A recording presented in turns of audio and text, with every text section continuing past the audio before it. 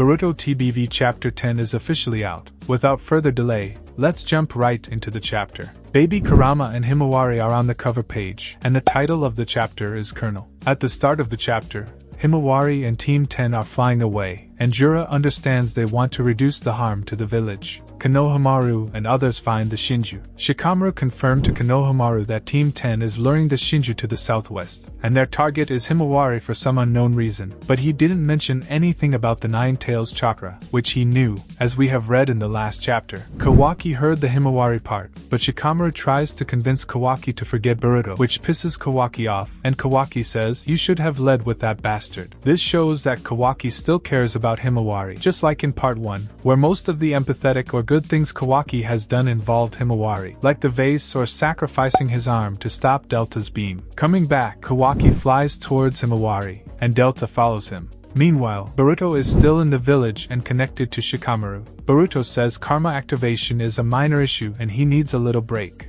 Yep, he is not joining the battle anytime soon. Hidari is already annoyed by Konohamaru and others. Jura tells Hidari to handle the shinobis and flies after Himawari. Konohamaru confirms to the sensory unit that he can't see Sasuke anywhere, but again, the sensory unit confirms that the one in front of them, Hidari, is the perfect match for Sasuke's chakra. Sarada and Sumire arrive at the battlefield. Hidari immediately creates new claw marks to teleport behind Sarada and attacks with Chidori. Sarada reacts to it by activating the Sharingan, evading Hidari's Chidori, and counterattacking with her own Chidori, and Hidari falls to the ground. This whole sequence was breathtaking, with Sarada showing her growth during this 3-year time skip. Sarada recognizes that something is up and asks Hidari, "Who are you?" We finally move to Kurama and Himawari. It's confirmed that this is indeed Kurama, and they're communicating using their psyches. Basically, Himawari is the Nine Tails Jinchuriki. Meanwhile, Himawari is unconscious in the real world, and Jura is about to catch up to them. Kurama continues. He used up all his life energy during the battle against Ishiki.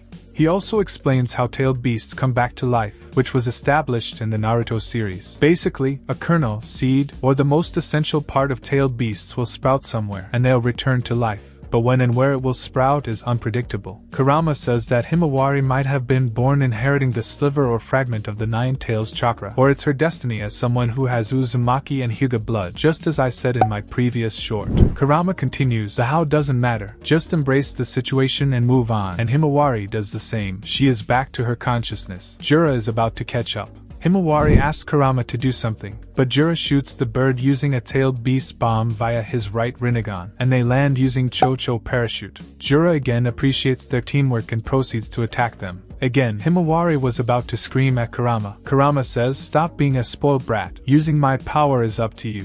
Himawari replies, saying it's easy, but how am I supposed to do it? Kurama confirms that Himawari has a higher affinity or compatibility with Kurama's chakra than his predecessors, even Naruto's. Basically, their chakra link is way better than previous Jinchuriki. Kurama continues, "Get rid of foolish and preconceived biases and believe in yourself." And Himawari does the same, getting her leg twisted and fractured. Inojin uses Super Beast Scroll to attack Jura, but he easily destroys it with wood and traps Himawari in the tree, and Jura basically asks Himawari to accept her fate. This sequence was parallel to Ishiki breaking Boruto's arm and back, and telling him to get devoured by 10 tails. Coming back, Inojin loses it and attacks with kunai, but gets a knee to his stomach. Himawari asks Inojin to stop, and Jura to leave them out of this. Jura agrees and says, "I don't know why they won't stop," but Inojin touches Jura's feet and asks Jura to let go of her, which pisses Jura off, and he pierces Inojin's torso with wood style. On the next page, we see Inojin's torso completely destroyed and coughing blood. Himawari starts to tear up, and Jura says this aesthetic. He said pierced Inojin is a piece of art.